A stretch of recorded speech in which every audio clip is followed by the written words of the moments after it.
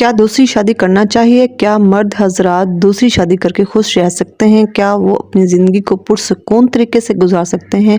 अगर आप में से कोई भी सिस्टर्स हैं या कोई भी मेरी बहनें हैं जिनके हस्बैंड दूसरी शादी कर रहे हैं, या फिर उनका इरादा है, या वो कर चुके हैं, या फिर वो आपको हर वक्त दूसरी शादी की धमकी देते हैं, कि तो क्या ये वो सही करते हैं? आज हम इस टॉपिक पे बात करेंगे कि मर्द हजरात ऐसा क्यों करते हैं। शोहरों का क्या दिल बीवियों से खट्टा हो जाता है? क्या वो दूसरी शादी करने की ख्वाहिशमंद रखते हैं?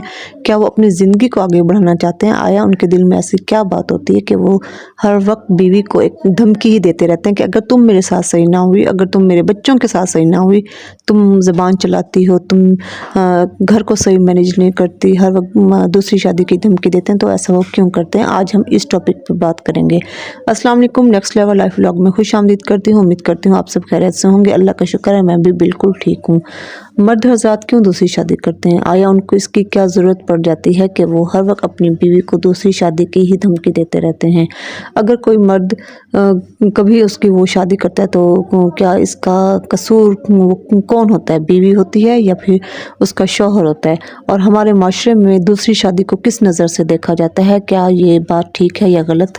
तो माय डियर सिस्टर, यहाँ बीवियाँ ये सोचती हैं कि अगर हमारा हस्बैंड बाहर दूसरी औरत के चक्कर में है, या वो शादी कर रहा है, या फिर किसी